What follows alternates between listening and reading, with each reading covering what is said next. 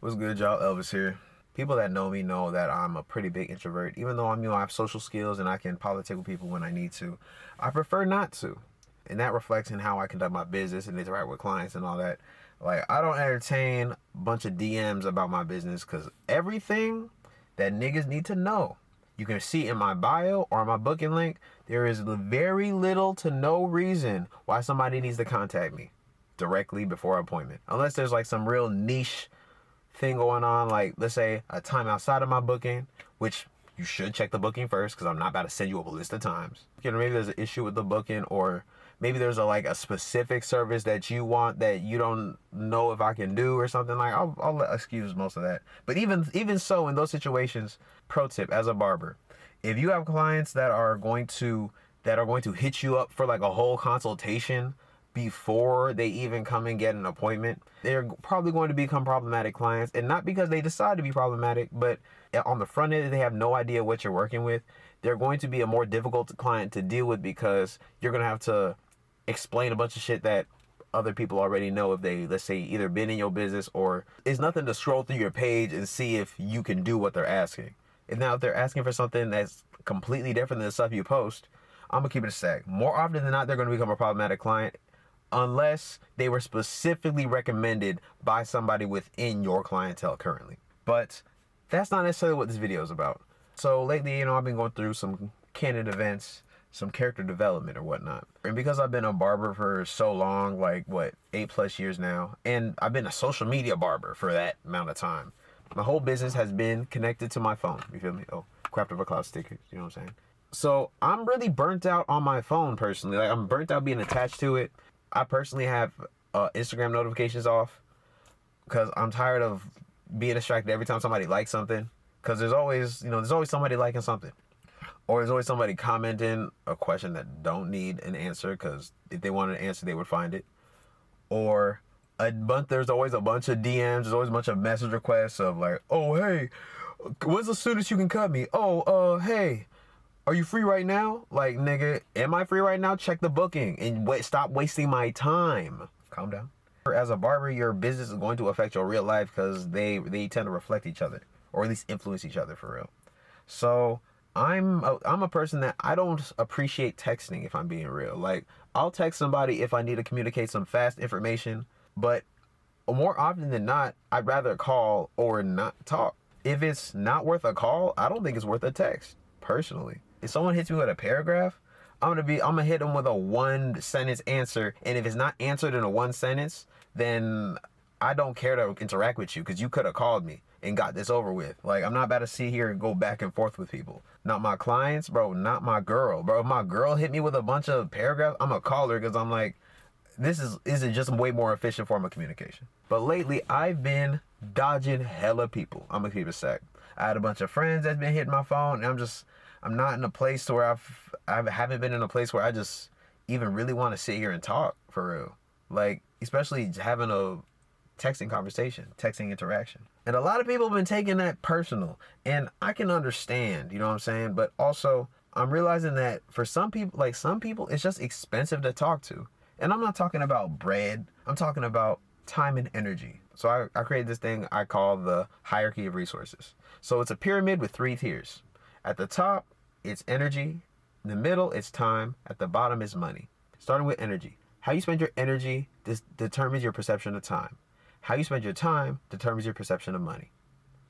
Everything trickles down from energy. Your energy is your most valuable resource. It cannot be created or destroyed, but you only have a finite amount of that. Time and money are debatably imaginary. They are relative depending on how you are spending your energy.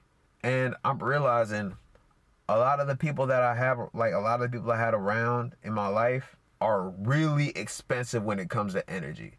And the people that I've kind of been dodging, I've only been dodging them not because they're bad people and we don't have good interactions, but figuratively, my cup of energy has been low, and I've been trying to conserve that for me. There's a lot of people where when you interact with them, it requires you to pour out your cup. When there's other people that you talk to where it's like there's a synergy, like you get recharged, like your cup is getting more full as you're talking to them, and it's a mutual thing. people have been calling me selfish about it, and I'm like, I'm at a point where I don't give a fuck for real. Like, if your cup is empty, there ain't shit you can do for yourself or the people that you claim to care about for real. So I've been really doubling down on budgeting my energy for real. So there's been clients I done kicked to the curb in this last month.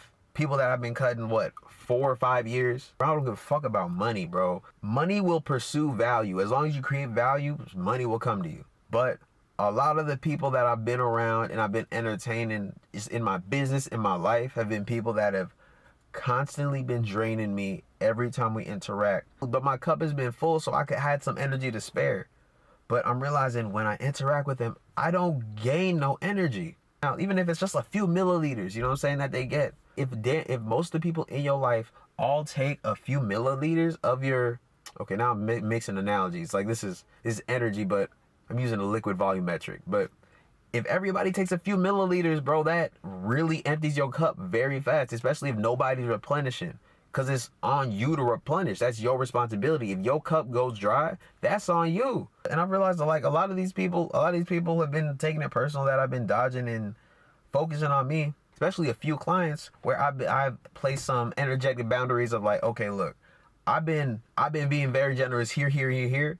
If you're not even willing to like see eye to eye on this, and you're just, it's all about what I want and da da da da da, it's like, all right, bro, it's all love, but you can go somewhere else with that shit. Now I've become a lot more intuitive in my gut as far as sensing the energy investment that people require from me. Like, I realized that a lot of people that I considered friends, associates, they're people that we have good rapport, but most of the good rapport was built off of me giving them a shot of positivity. Like, them telling me about a bunch of bad shit that's happening. I'm like, okay, well, like, my mind just generally flips shit to positive. That's how everything in my life works. I'm like, because I'm not going to front. I've been going through some shit lately. You know what I'm saying? Whenever I'm sitting here with some negative thoughts in my head, it just kind of flips. But I know that came as a result of me training my state of mind to be more positive, less pessimistic. So now it just kind of naturally happens, especially when I'm with people and they low-key just emotionally dump on me.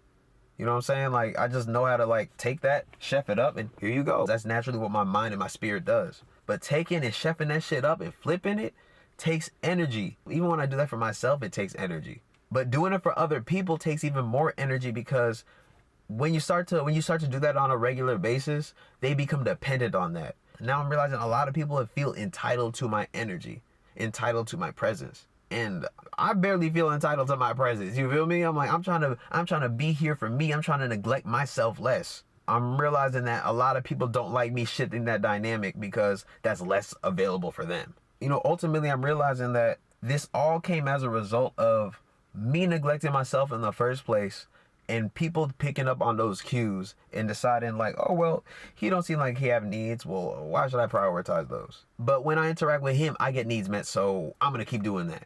Like, this whole chapter of my life, I got flipped upside down, all around, a bunch of stuff.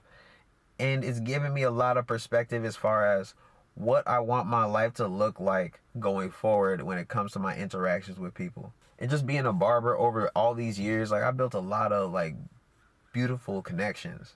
But a lot of the people I consider friends got demoted to associates. A lot of the people I consider associates got demoted to acquaintances.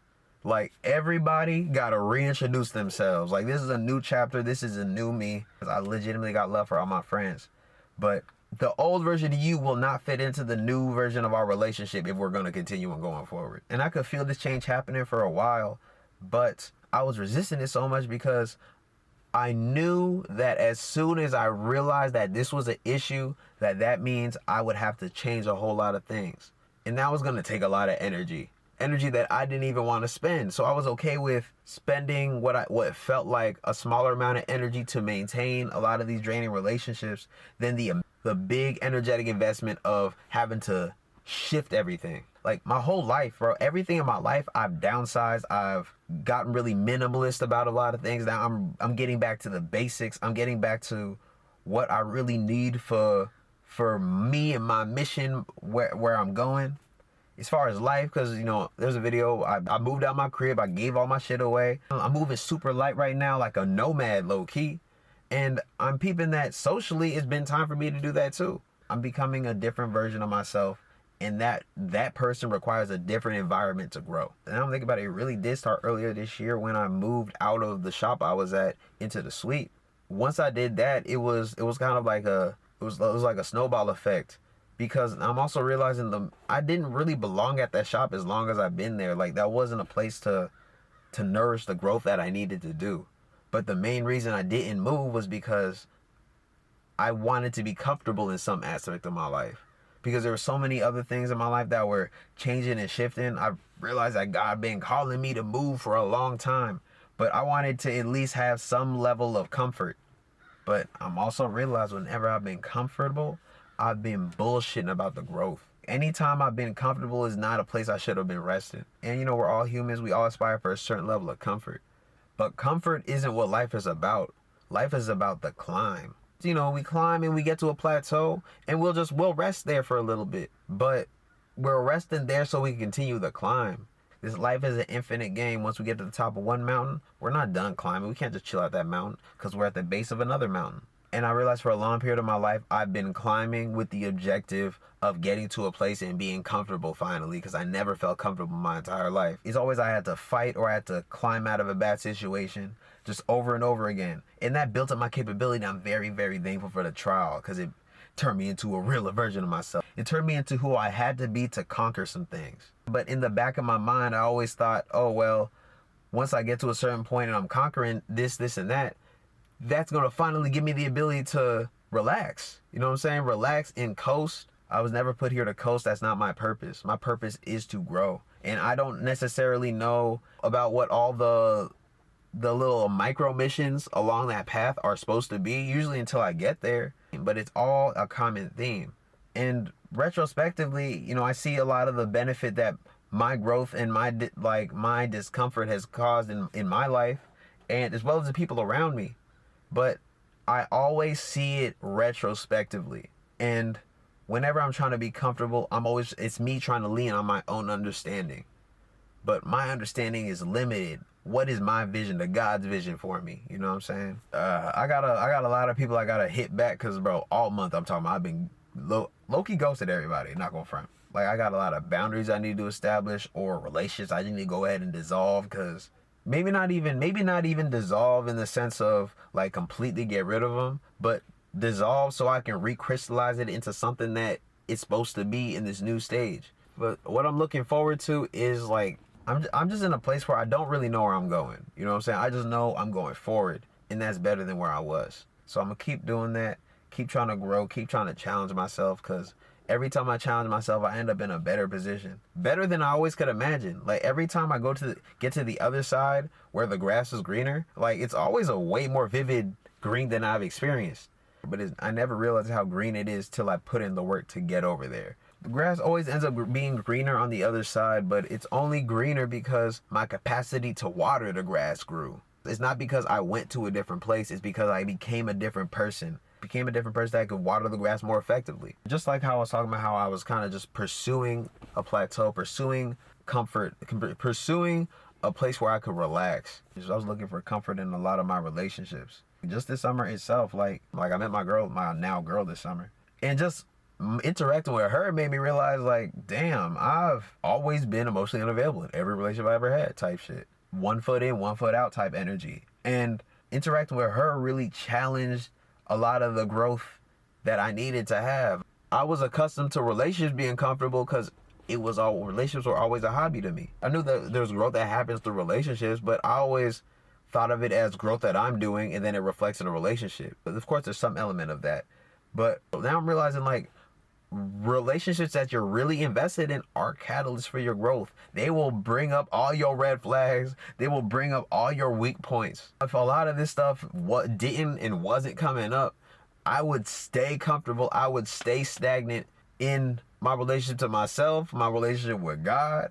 You know what I'm saying? Like, what also would have been stagnant is my perception of what I consider a relationship that feeds me. Like, meeting my girl made me realize, like, I got a bunch of bullshit relationships hanging around in my life. People that, might have certain love for me, but they lack any love for themselves. And what people can't do for themselves, they can't do for you. Like, if you're establishing relationships to meet certain needs for yourself with people that cannot meet those needs, you are setting yourself up And I've realized, damn, I've been setting myself up my entire life up until this point. And it's really humbling because I'm a very introspective person. I will sit here and really dissect some shit within myself to a level that most people will not be willing to be honest with themselves. But there's a lot of shit that I be missing because I'm so close to this. There's a bunch of stuff I miss just because I'm uncomfortable with being vulnerable, uncomfortable being vulnerable with myself, uncomfortable being vulnerable with other people. And I feel like I've been challenged to grow on literally every front in my life. And this is the most uncomfortable I have ever been, but also this is the most growth I've ever done in this period of time. And that makes me feel proud within myself, but also I know for a fact this was like reluctant growth. You know, this wasn't even growth I signed up for. This was growth I was pushed into. This makes me think about the growth I really could be doing once I actually get comfortable with being uncomfortable. You feel me? That's exciting, even if it makes my stomach hurt. Before all that, I know I have to grow my relationship with myself, and that means prioritizing where my energy goes. Energy goes where your attention flows. I wasn't willing to look at certain deficiencies within myself. That made me overlook a lot of things, which made me overlook a lot of things in my relationships. And a lot of these things I was overlooking were killing me slowly. Now I know the sensation of what it feels like when my spirit is being killed very, very slowly. Just being drained. My life force is being drained. A lot of the people that want me to pour into them from my cup, they have a hole in their cup. And that's not something I can fix. An older version of me would have made that my responsibility. But whole time, that's just showing that I have a hole in my cup that I needed to patch up. Or I'm working on, I guess. But yeah, don't be afraid to be stingy with your energy. That's the one thing you can spend and never get back. That goes for barbering. That goes for all your relationships in life. But that's all I got for today. I appreciate y'all watching. If you haven't already followed me, follow your boy at Cuts by Elvis and at Better Barbering. But till next time, craft over clout. I'm out.